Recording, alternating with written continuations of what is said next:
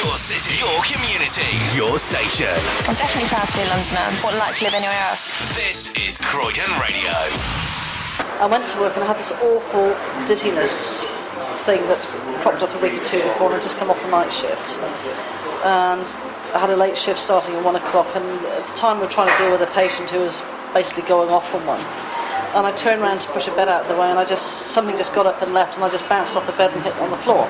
So my last working day as a nurse on the ward, I was carted off into casualty on the trolley like this. It was highly embarrassing.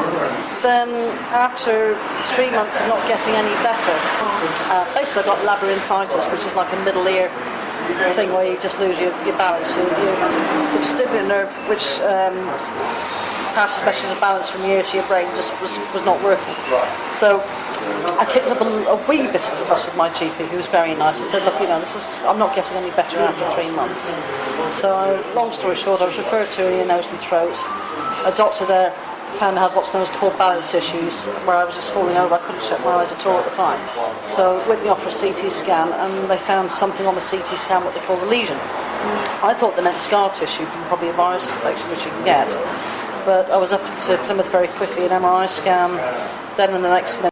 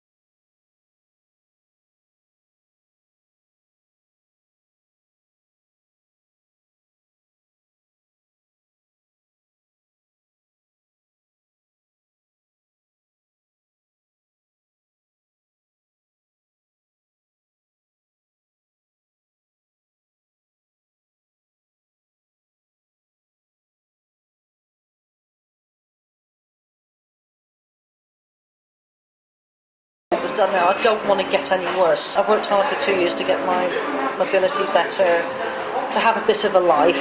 I'm still trying to figure out what the hell it is I'm going to do for the rest of my life. I'm 52 years old. The tumour in itself, where it is, although it's not brilliant because it's slow growing, I don't use the word benign anymore. I find it's quite advanced and whatever. I mean, the only difference between benign and malignant is just where it starts to eat into the tissue around it. Yeah. Benign is where it stays in its own space. They can both kill you. Benign ones tend to be slightly slower growing, but it doesn't mean to say, and this is what I want the public to understand, it doesn't mean to say that they're any less liable to kill you. But but I don't use the word benign because it has not been a benign in effect. On the spine, as you said, you become paralysed. Also a big difference with the tumours depends on whereabouts they are. Probably only slight, if there is ever an advantage from an angioma, it's from the outside in. I think the biggest thing for a lot of people, I don't know if you found this, is with me, I wrote about it was about losing your sense of purpose. However we like it, I mean, some say, oh, your sense of purpose will come within. Yeah, but you've got to get it from without. It was full-time work for 32 years. As much as I wanted to retire at 50, not like this.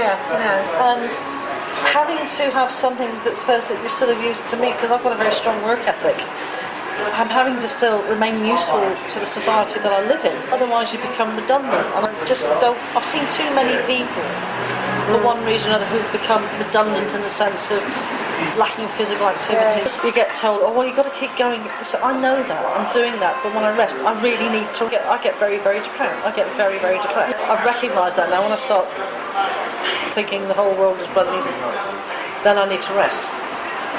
I just try and cope really, because there's nothing medically anybody can do. I think you just have to I think you have to get to know your own hits and rises. If you haven't got a very good high esteem in the first place, it makes it even worse. Yeah.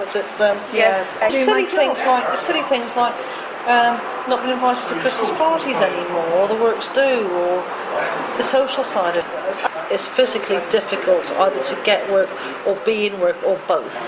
It is physically difficult to think your way through the day. It is physically difficult sometimes to have the emotion and the energy to deal probably even with the slightest, stupidest things. Now, I get the big picture, but it's the small things that will set me off. And people are all very well meaning when they say, oh, you should think of the, you shouldn't let the worry, the small things get you down. The small things will trigger me off.